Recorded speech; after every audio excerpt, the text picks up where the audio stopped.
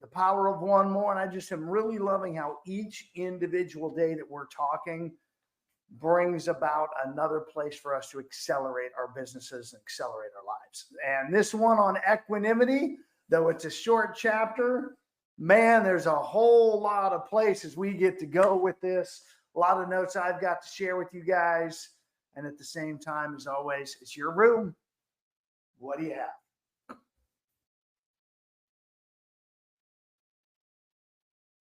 And by the way, it was fun that I did that because, if you're working with someone and you have to deliver really horrible news or maybe a fierce conversation, as long as you take slow steps back while you're doing it, it'll go easy. It's the wildest thing that I've used in the room more than once.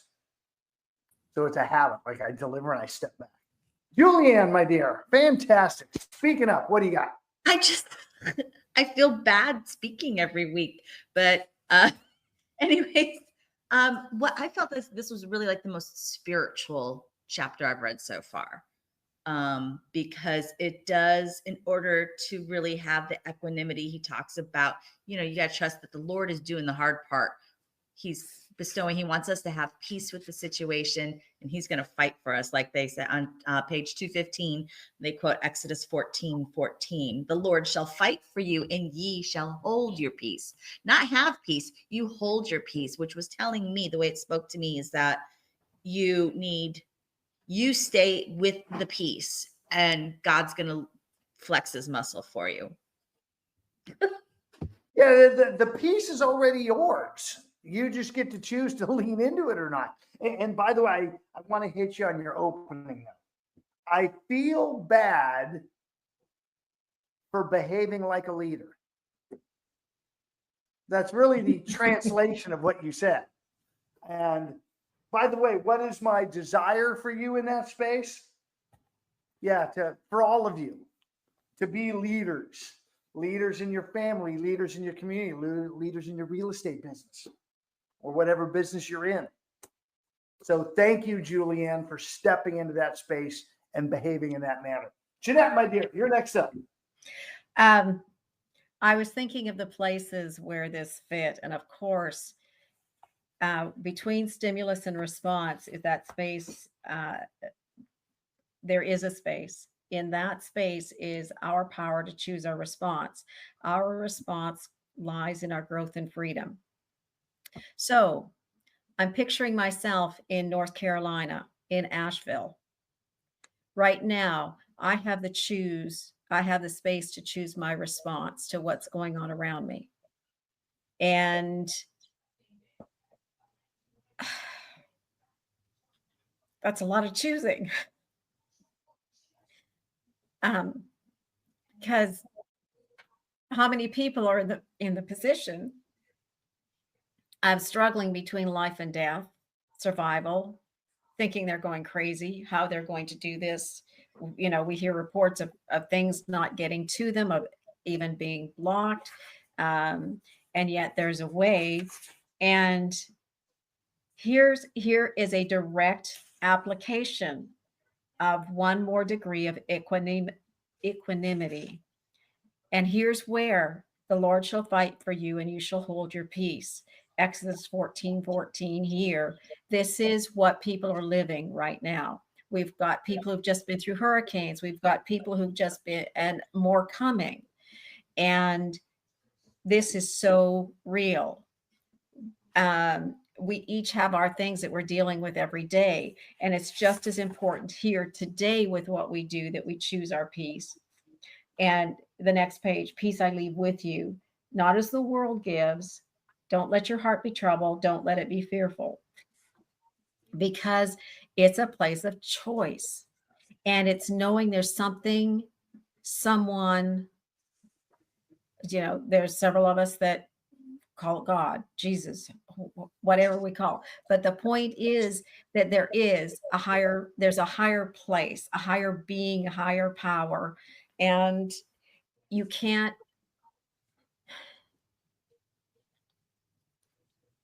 we've all been in that place somewhere and known that there's something bigger and we have to keep going. And we're here today because we're choosing to go forward. We're choosing. Is this the only place to be to go to choose forward? No, but this is a really good one. So let's shift gears. I want to drop back a touch into the psychology that's in play for everybody, and go back. A lot of you have been with me in this space, and not everybody has. So I want to make sure you guys understand this and write it down, because all of us are living this cycle. This cycle, by the way, comes from neuro-linguistic programming. That's who kind of broke this down. You see it in other places. And it's that your programming. When you are born, you are a pure, perfect being of light, and you begin to take in programming from your parents, from your peers, from your experiences. Your programming leads to your thoughts. A thought is really what occurs next. You have that programming, a stimulus comes in, like a weather event, the programming leads to a thought. Let's take right now, there's people that are having thoughts about what's to come. Can they truly know in their personal life what's to come? No. They're still going through this, though, because that's the programming they learned they should do that. So our program leads to our thoughts. Our thoughts lead to our feelings or our emotions. So in the original NLP, they use E for emotion. In other rooms we've been in, we use F for feelings. Either one's fine. The feelings are actually what trigger the action. So our programming leads to our thoughts lead to our feelings are what lead to our actions. Every action gives us a result of some sort, and that result comes back as more programming. So you're constantly going programming, thinking, feelings, actions, results, programming, thinking. You're constantly running this loop in the background, and that is how your subconscious brain is moving through stuff so quick. So in this cycle, and I do want this to be a little interactive because I see some mics hot. In this entire cycle, what are only the 2 points where we can truly change the cycle, where we can truly do something? Thoughts and actions. Thoughts and actions. and actions. And that's what most people say. It's actually our programming, what you're doing in here, and the thoughts. The actions are a trigger of the emotion. Mm-hmm. You literally have to go back up to change the thought, to change the emotion, to change the action.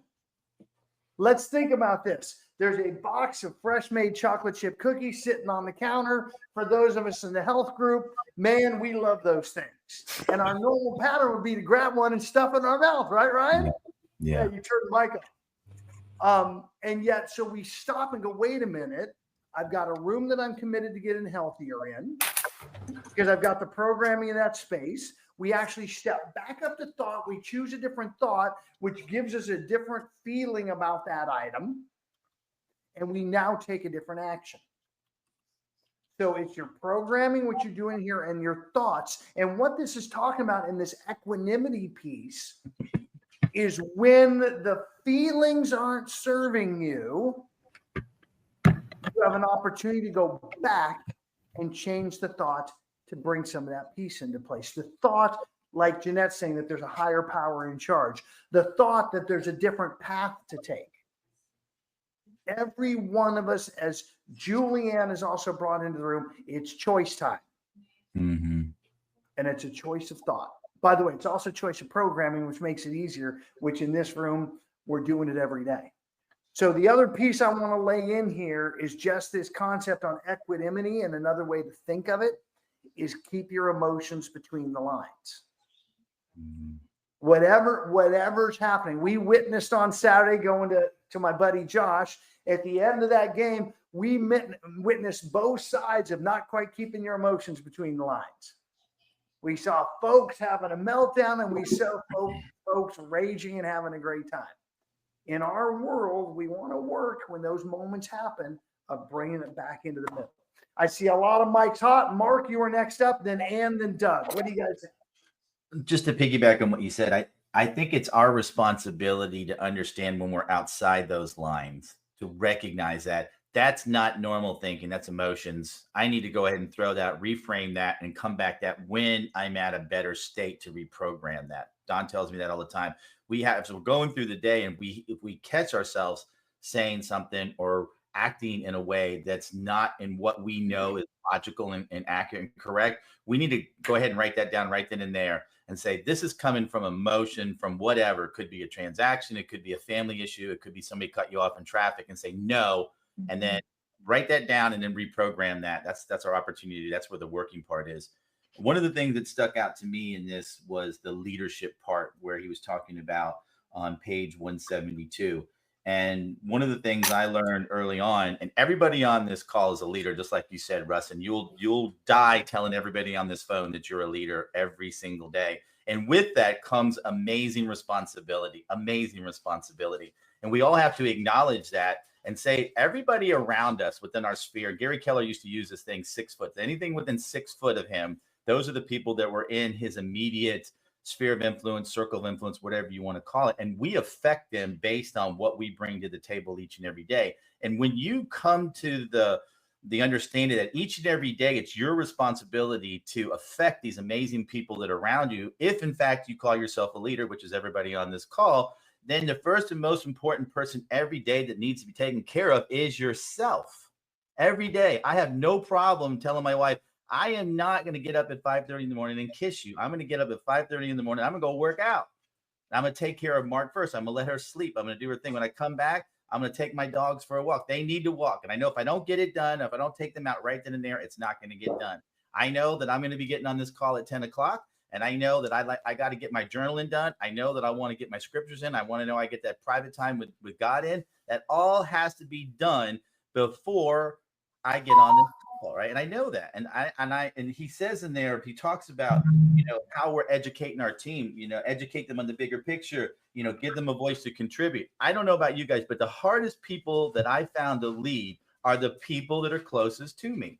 And I found the best way to lead them is to lead by example. When my wife sees me get up at 5 o'clock in the morning and go work out, she's more inclined to get up and take a walk around the neighborhood with the dogs. When she sees me put down the chocolate chip cookie and go for a carrot, she's more inclined to do that. Rather than me tell her, honey, it might be a good idea to put that chocolate chip cookie down. All I got to do is go for the carrot, right? And she's going to go for something. She's going to make better choices. So I'm just saying, based on this, it's a dogged thing each and every day that we have to take care of ourselves first and foremost. And then we apply these principles, give them a voice to contribute, create a framework of autonomy. We all have people in our sphere of influence that we directly affect. And the energy that we put out is the energy we get back. If you got a bunch of jackasses around you, it's probably you. I'm just being honest, right? So just know that what you put out comes back. You put out good stuff comes back. And if you do have some of them jackasses, I swear, if you change your energy, you change your way of communicating, they will be out of your life. They don't want to be around you. Yeah, it's so interesting for folks, Mark, that I talk to that have a pattern. Every single consumer, every single client they have tends to be a pain in the ass. Yeah. And you're so right that if they would just hold up the mirror, which is what the universe is doing for you, hold up the mirror. So whatever's going on in your world, here's the other fun part is we're learning here, though. Equanimity, finding peace, and then making the choices to do things different. And you're up. Yeah, so I am in the path of the oncoming hurricane, probably level 1, Cat 1 when it gets here, but this is all new for me. I'm a Colorado girl. So reading this, I was like, oof, if this ain't where I'm coming from right now, it's a lot more valuable when I can summon it under distress, right? From the book, it's a lot more valuable when I can summon equanimity under stress. And I'm a secular girl, so I don't look to a higher power. I am the highest power I have to reach for in my world. I appreciate that for other people, but for me, at the end of the day, I'm like, when that boat and that helicopter come to rescue me, I'm going to take those reins and fly away, because that's me taking my higher power. But then another quote, high achievers can find equanimity when they need it most. And I'm real good in my world at being calm and joyful when things are I'm up to here where I'm good. And then there's a point and I just sort of shut down. And so really for me today being here is my commitment. Like my son had surgery last week. My daughter, we found some medical stuff yesterday and I'm like, I'm here. But I was like, you know what? I'm going to show up. I'm going to do my reading. And if nothing else, that is one step forward in that part of my life so that I can keep moving forward as much as I can. So that. Excellent. And I appreciate you being here, and I'm excited over the next couple of days to see some of your takeaways and the content. Yeah. No, I won't be reading the next chapter, but that's okay. You guys enjoy it. Well, and so here's the interesting part about that equanimity piece and about the open-minded piece. Yeah. There is not a time where I will not listen. I will not read. We talk all the time about being open-minded, and that's a key component of this equanimity piece. In fact, it's a key component of moving forward, because if you're not open-minded, you're not going to see the opportunities to potentially take a different path. And by the way, when you're not open-minded, I challenge you to go back in your history and see where that pattern started on that topic. Because usually, I will ask, it's one of my questions that I ask a lot when I'm doing recruiting work. Are you an open-minded person? Mm-hmm. And everybody's head is nodding. Oh yeah, I'm open-minded, until we find that one little corner of their world. And open-minded, here is my definition of open-minded to put out there for all of you. That everything you believe has the potential of being incorrect. Doesn't mean it is. You're at least willing to explore, to listen. It doesn't mean you won't come to the same conclusion based on everything that's occurred in your world, but you're at least open to the possibilities. This is where creative thinking gets in place. And by the way, it also feeds into equanimity. You ever notice how someone, when you bounce up against that closed-minded moment, all of a sudden their energy changes? Mm-hmm. Oh, I know. 100%, right? And I have a long history of open-mindedness around faith. I've done plenty of reading and research and stuff. And I don't know, maybe I'll read it. I probably won't be here. Well, yeah, you should be. We embrace you. We want you. We love that. All face, including the absence, are part of the conversation. So I challenge you, Ann, that this may be an opportunity not only for you to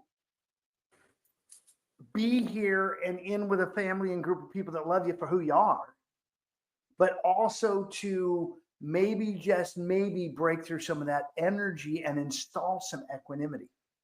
I hope that makes sense. Doug, you're next, then Josh. On page 217,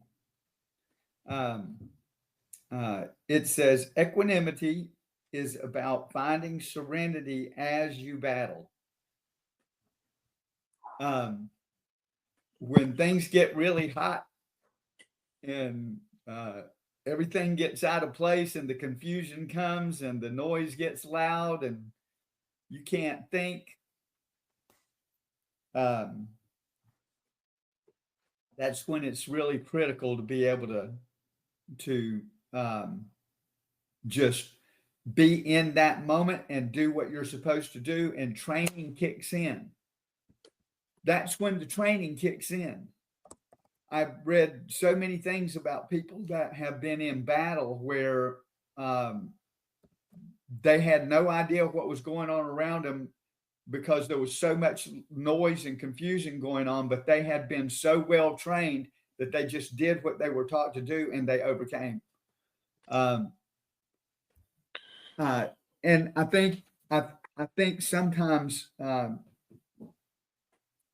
think that's kind of critical for us in the middle of some of these negotiations and the things that we get to do, that we train and train and train and train. And that's what's so lovely about this room, is that we train here, and we execute, and we practice and we practice and we practice. And when it comes up, bam, it's there.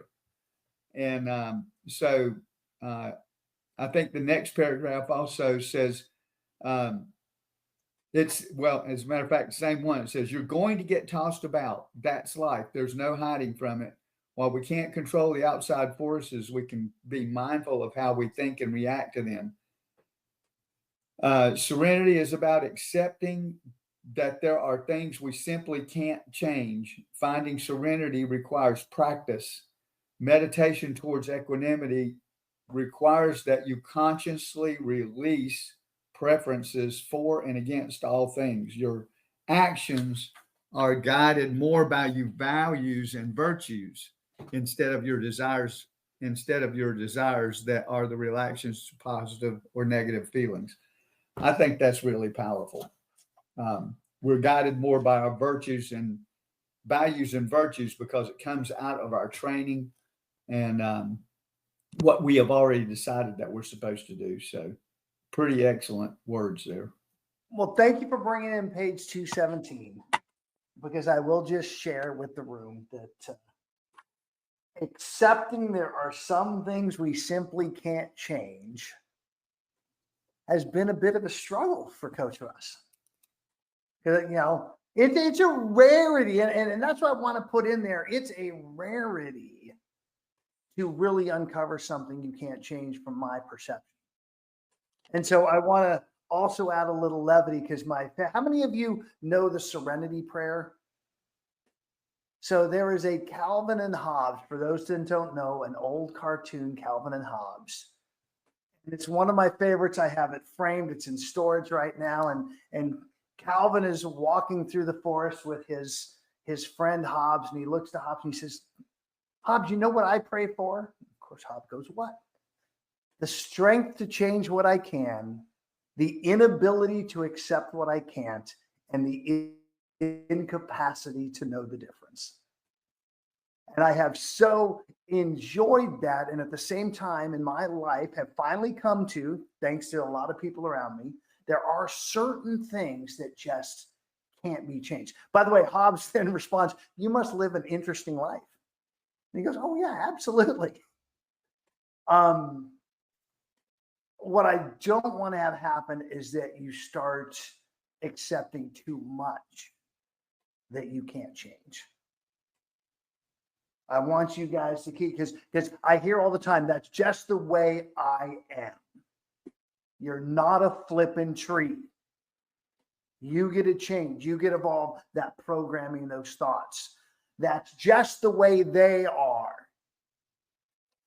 The meaning of all your communication is the response that you get.